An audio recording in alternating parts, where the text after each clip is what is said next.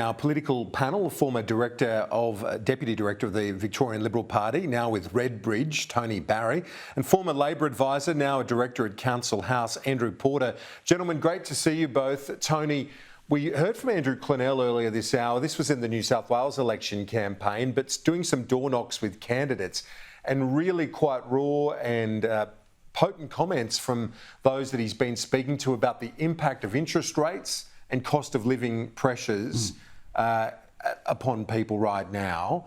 No doubt in the Aston by-election, continues to be the number one issue, with daylight second. Absolutely correct.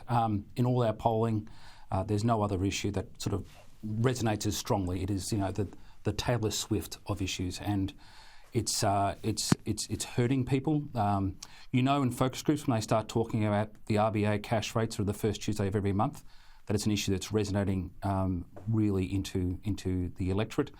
And they expected interest rates to go back up. They knew they were at historical lows. What they did not count on is groceries, energy costs, and petrol being so high. And of course, you can't go into BP and haggle over the petrol bill or Origin Energy with the electricity bill, and it's groceries where people are going without. And you hear these incredible stories in focus groups about people having to make tough choices. That's the language that comes up in just about every focus group, is people saying, I'm making tough choices now. Do I go without food? Do I feed my kids and make myself a toasted sandwich? So it's very it's very distressing to listen to.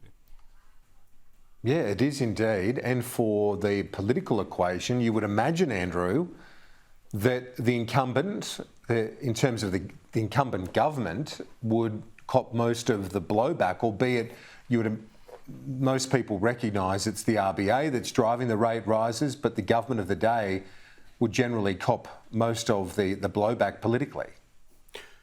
Well, as we discussed last week, Kieran, when we were first sort of talking about the Aston by-election, it's their name on the door.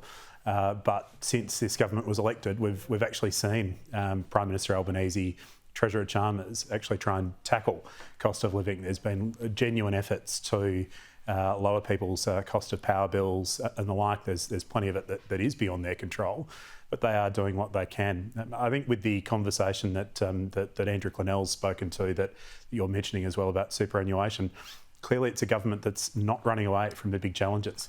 That we've obviously seen today that there's been a ruling out of taxation changes on the family home, and there's a bit of colour and movement over that. But clearly there is a real need to grapple with a lot of the longer term budgetary challenges, and both the Treasurer and the Prime Minister are really determined to do that. That's quite clear.